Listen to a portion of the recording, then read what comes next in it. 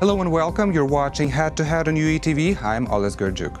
Today we're going to talk about the Euronest Parliamentary Assembly, which is holding its 6th session in Kiev this week. For those who do not know, this is the inter-parliamentary forum in which members of the European Parliament and the national parliaments of the Eastern Partnership countries participate and forge closer political and economic ties with the European Union.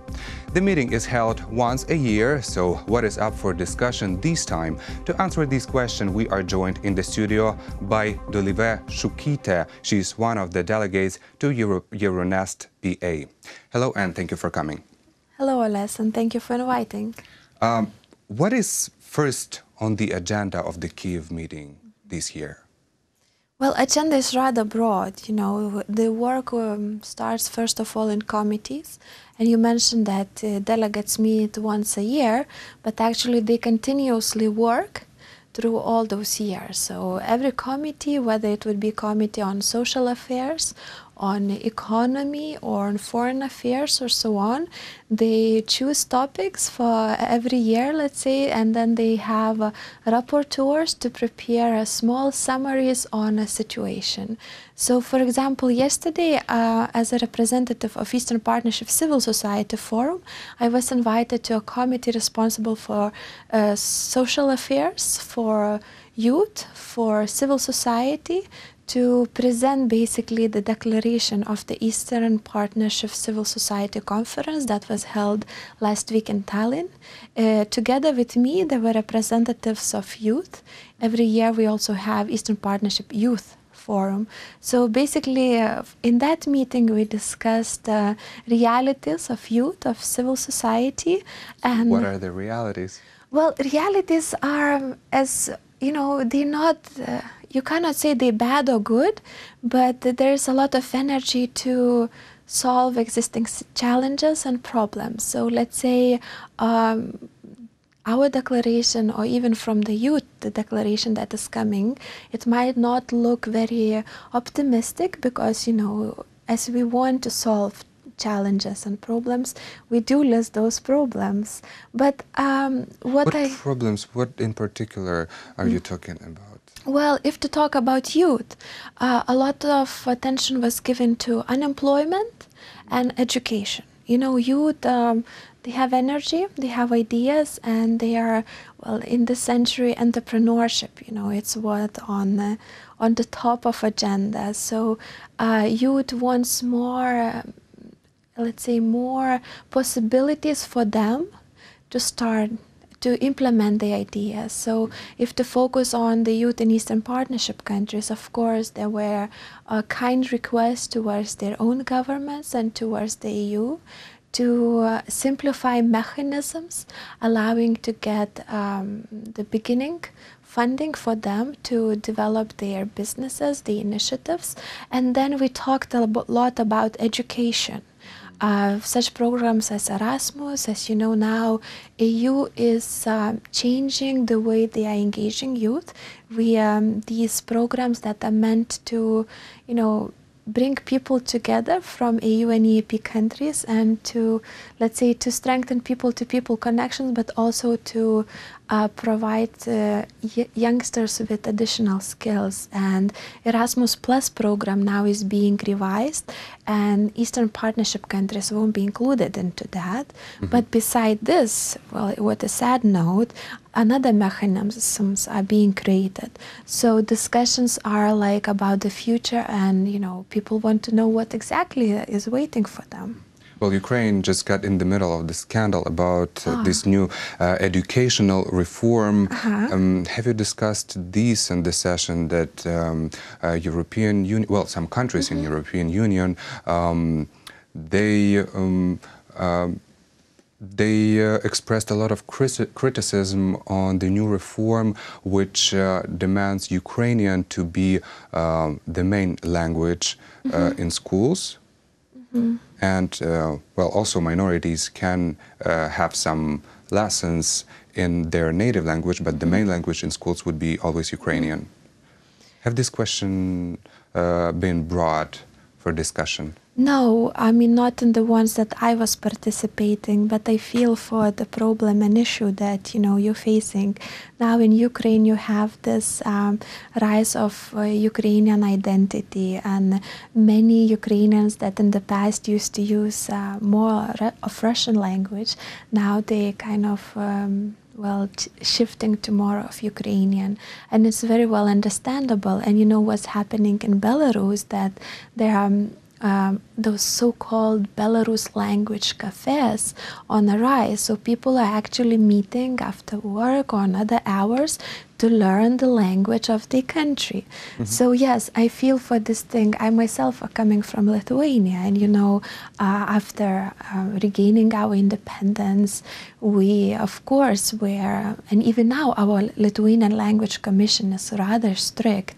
And in this century, many international terms are being, let's say, brought to the national languages, and then there always this dialogue or even, I don't know, conflictuous argument or discussions basically saying that language is a live organism, it changes, and then where is this red line, when it becomes, when it endangers your language. So in Ukraine, I think, or it would be just my own opinion, basically, you need to adapt modern ways of learning. And I would say... What do you mean by that, modern ways of learning? Well, we live in a global world. You cannot close down in your own bubble. And I would say people in Ukraine are very... in a way lucky to have two languages. With two languages you can do way more than with one.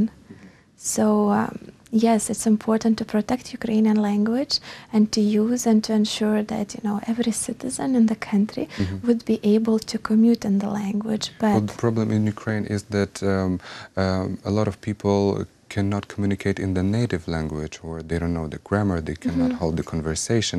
This is the biggest issue in Ukraine, and that Ukrainian media is also very much using Russian language, which we already have the law about.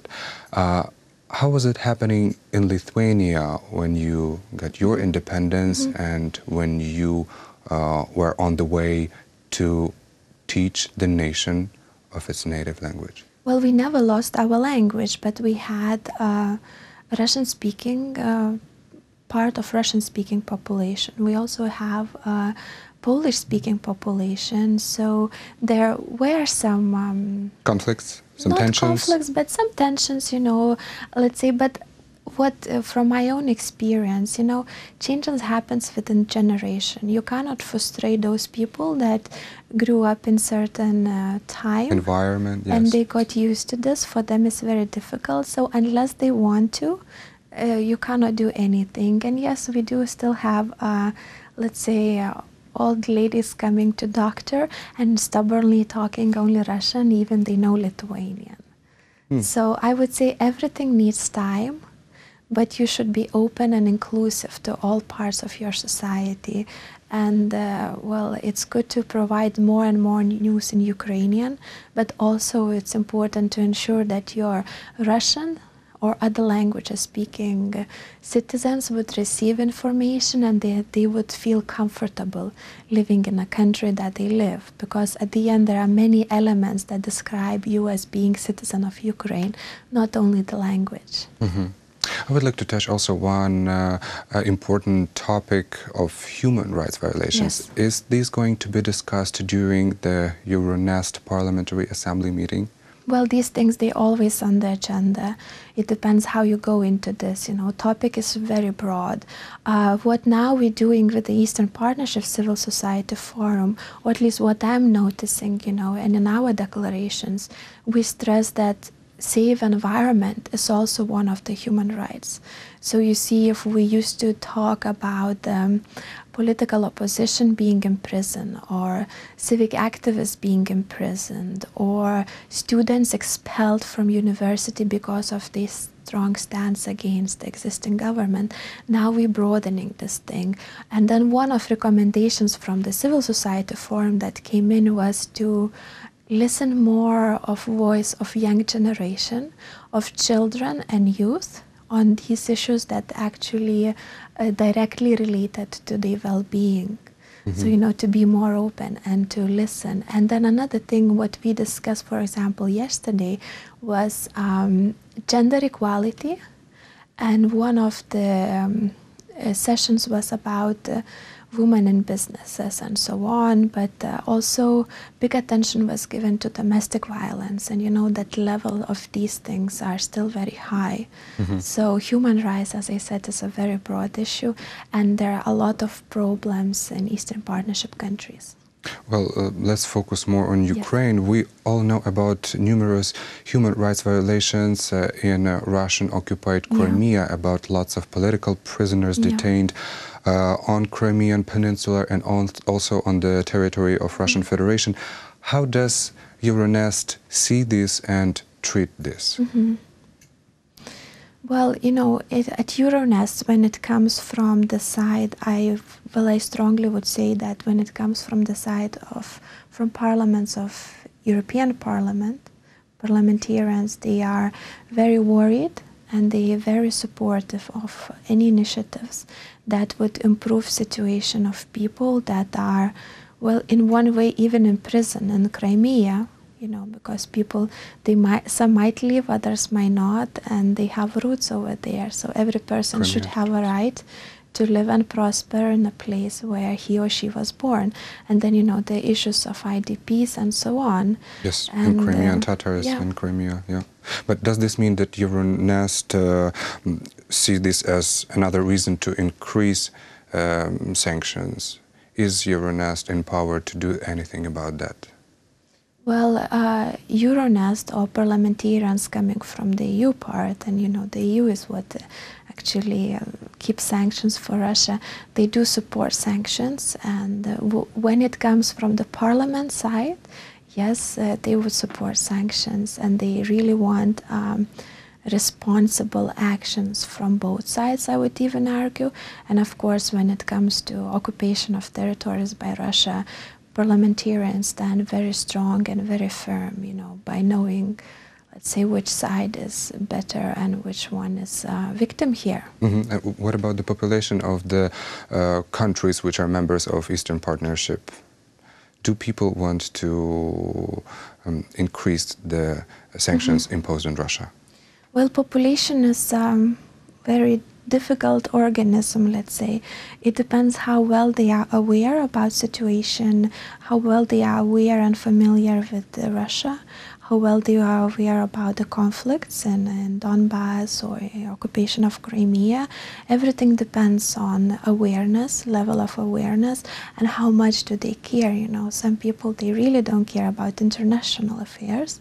I come from Lithuania, and in Lithuania I can for sure say that majority of population understands issues very well. So they support Ukrainians? They definitely, if you have among stronger supporters, I would say you have Lithuanian people.